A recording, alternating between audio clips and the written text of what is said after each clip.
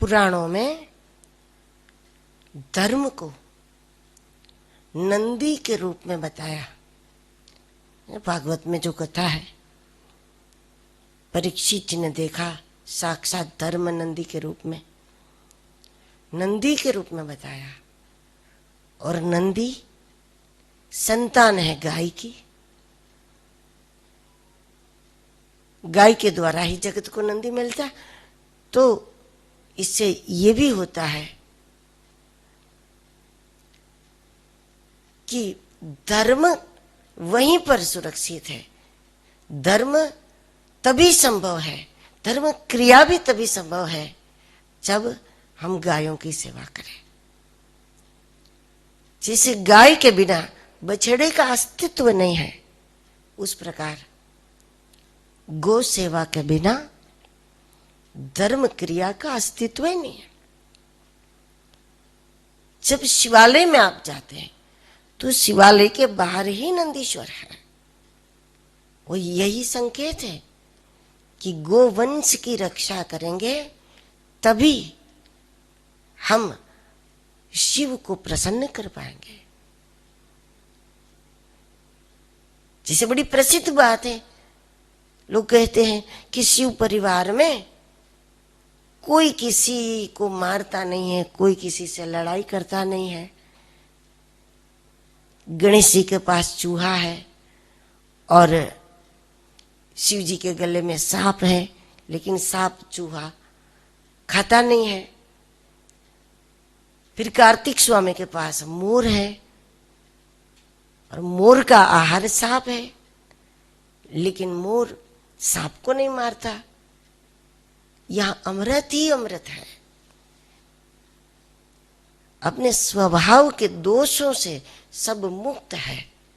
और एक परिवार में, एक घर में, एक नगर में, एक मोहल्ले में, एक प्रदेश में, कहीं पर भी जब स्वभाव के विष से सब मुक्त हो जाए, तब घर से लेकर के विश्व तक शिवालय बन जाएगा। अमृत ही अमृत, कहीं भी स्वभाव में विष नहीं है। परिवार में किसी के भी स्वभाव में विष न रहे, इसके लिए महादेव ने क्या किया? गोवंश की सेवा। ये एक संकेत है कि अगर गायों की सेवा है, गोवंश की सेवा करोगे तो गायों की कृपा से स्वभाव का दोष समाप्त हो जाएगा और घर हमारा शिवालय बन जाएगा।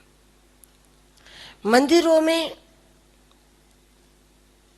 बाहर जो दान पेटी होती है, उस दान पेटी का नाम है गोलक।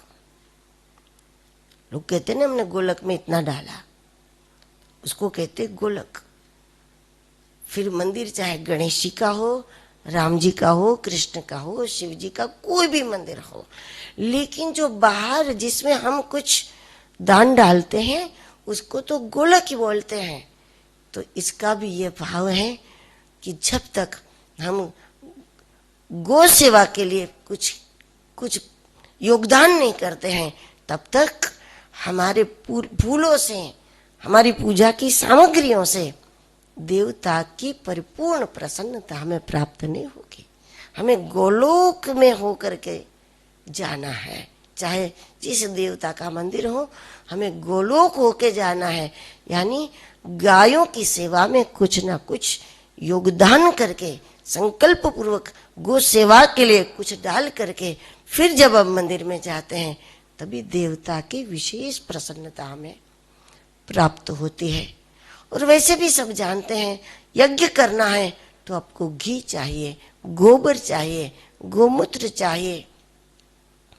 पूजा करनी है तो अभिषेक के लिए दूध चाहिए। जब भगवान कृष्ण की पूजा करो तो भोग लगाने के लिए माखन चाहिए, उसको भी दूध वगैरह चाहिए। कैसे हो पाएगा?